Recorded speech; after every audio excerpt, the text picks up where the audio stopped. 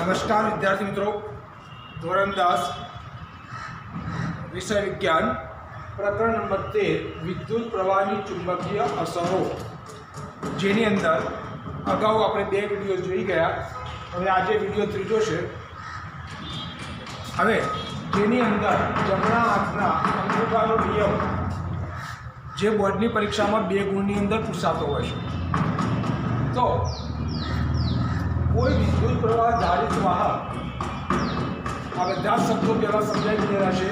वाहक साथे संकळाયેલ चुंबकीय क्षेत्रनी दिशा नक्की करवा माटेना एक रस्तो जे आकृतिनी अंदर बतावेलो छे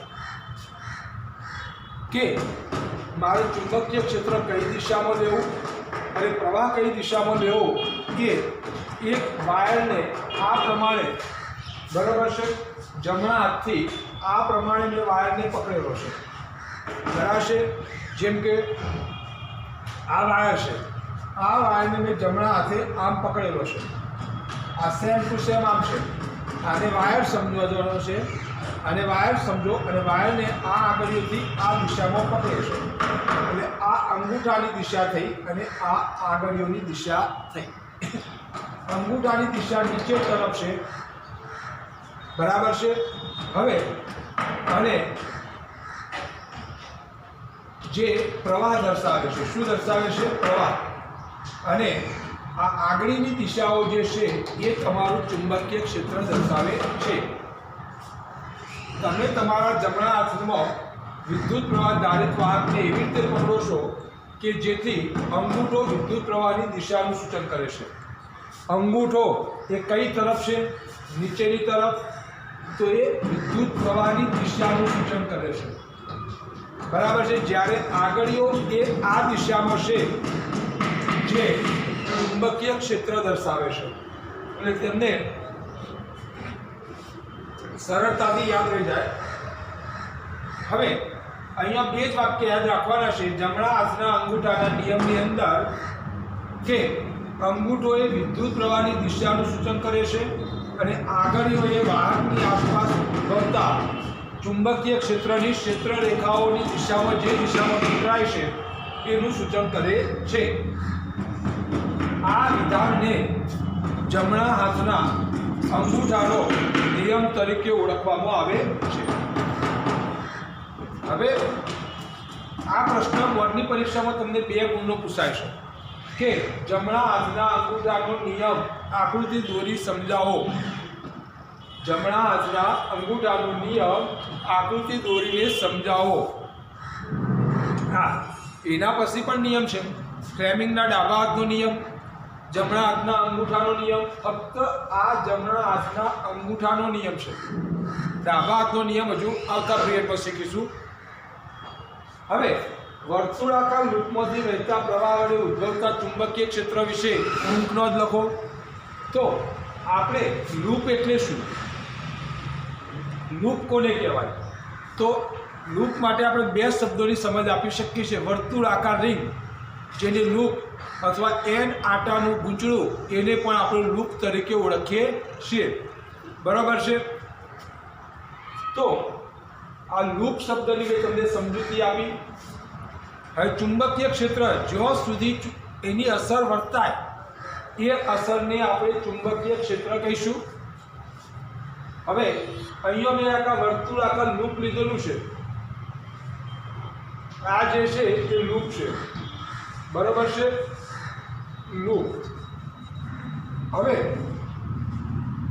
आ दिशा जे छे एन ध्रुव उत्तर ध्रुव अने आ एस दक्षिण ध्रुव छे। एनी अंदर ज्यारे विद्युत प्रवाह पसार करवामां आवे छे त्यारे आ प्रमाणे वर्तुळाकार आपणे विद्युत प्रवाह जोवा मळे छे जेनी दिशा मैं एरो करीने बतावी छे। अने तमने आ आकृति स्पष्ट ना देखाती होय तो तमे पाठ्यपुस्तकनी आकृतिना आधारे पण समजी शको छो। हवे आपणे बाजुनी आकृतिनी अंदर विद्युत प्रवाह धारित तार वडे उद्भवती चुंबकीय क्षेत्र रेखानी वातनुं अवलोकन कर्युं छे। ज्यारे विद्युत प्रवाह उत्पन्न थाय छे त्यारे केवी तमने बात केवुं चित्र रचाय छे ए विद्युतना तरंगो બરાબર. વિદ્યુત પ્રવાહનું ચુંબકીય ક્ષેત્ર વિશે આપણે ચર્ચા કરેલી છે. આ તારને વાળીને એક વર્તુળાકાર લૂપ બનાવવામાં આવે છે. આ તાર છે એને આમ વાળીને એક વર્તુળાકાર લૂપ બનાવી છે. તેમાંથી વિદ્યુત પ્રવાહ પસાર કરવામાં આવે તો ચુંબકીય ક્ષેત્ર રેખાઓ કેવી દેખાશે? તો મેં આકૃતિમાં તમને ચુંબકીય ક્ષેત્ર રેખાઓ દર્શાવી છે. સુરેખ વિદ્યુત પ્રવાહ ધારિત તાર વડે ઉદ્ભવતું ચુંબકીય ક્ષેત્ર તેનાથી અંતરના વ્યસ્ત પ્રમાણ પર આધારિત હોય છે. અંતરના વ્યસ્ત પ્રમાણ પર આધારિત હોય. વિદ્યુત પ્રવાહ ધારિત ચુંબકીય ક્ષેત્ર એના વ્યસ્ત પ્રમાણ, અંતરનું વ્યસ્ત, એનું અંતર આ દિશામાં હોય તો તે વ્યસ્ત દિશામાં હોય. તે જ રીતે કોઈ વિદ્યુત પ્રવાહ ધારિત લૂપની આસપાસ દરેક બિંદુએ ઉત્પન્ન થતા ચુંબકીય ક્ષેત્રને કેન્દ્રિત વર્તુળોની સાઈઝ તારથી દૂર જતાં મોટી ને મોટી થતી જાય છે. જેમ કે અહીંયા તમારું લૂપ જે ઉદ્ભવે છે તો આ લૂપની બહાર જેમ સાઈઝ વર્તુળાકાર કેન્દ્રો રચાશે એ મોટા ને મોટા થતા જશે. જેમ કે આ કેન્દ્ર આમ રચાયું, આ પ્રમાણે કેન્દ્રો વર્તુળાકાર કેન્દ્રો રચાતા જશે અને એ સાઈઝ ધીમે ધીમે મોટી થતી જશે, મોટી ને મોટી થતી જાય છે. જ્યારે આપણે વર્તુળાકાર લૂપને કેન્દ્ર પાસે પહોંચીએ છીએ ત્યારે મોટા વર્તુળનો ચાપ લગભગ સુરેખ જેવો દેખાય છે. જેમ કે અહીંયા જે વર્તુળ ઉત્પન્ન થશે એટલે એનો ચાપ છે આપણને સીધા જેવો લાગશે, સુરેખ રેખા, સીધો માર્ગ જેવું લાગે છે. વિદ્યુત પ્રવાહ ધારિત તારના દરેક બિંદુએથી ઉદ્ભવતી ચુંબકીય ક્ષેત્ર રેખાઓ લૂપના કેન્દ્ર પાસે સીધી રેખાઓ જેવી દેખાય છે. કેવી દેખાશે? આ લૂપના કેન્દ્ર પાસે તમને એક સીધી રેખાની જેમ પસાર થતી હોય એવું લાગશે. કઈ રેખાઓ? ચુંબકીય ક્ષેત્ર રેખાઓ લૂપના કેન્દ્ર પાસે સીધી રેખા જેવી દેખાય છે. હવે આના માટે આપણે જમણા હાથના નિયમનો ઉપયોગ કરવામાં આવે જે દર્શાવેલો છે. જમણા હાથનો નિયમ, આ નિયમને સરળતાથી સમજી શકાય છે. બરાબર છે?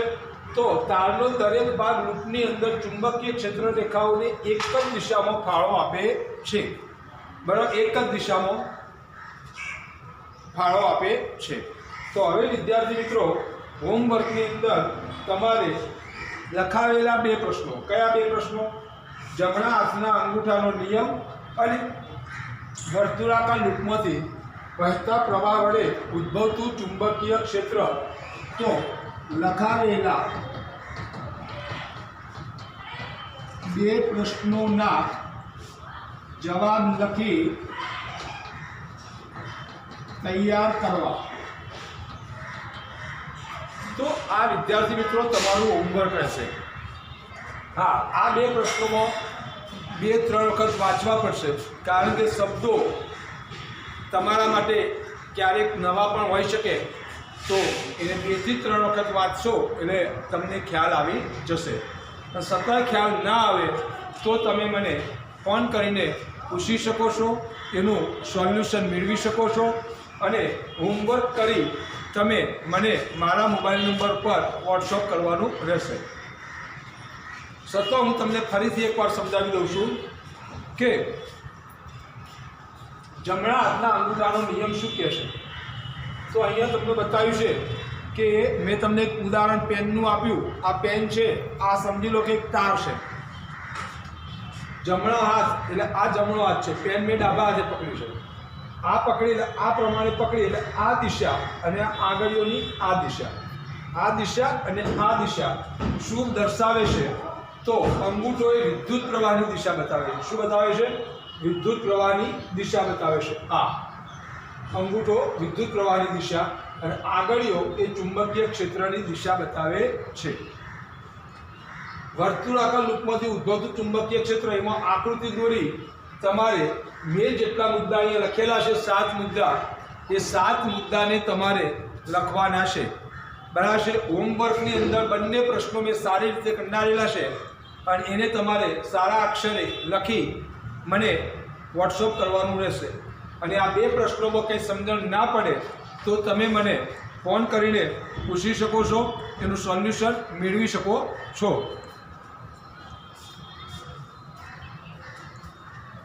બરાબર છે. જય હિન્દ. અસ્તુ.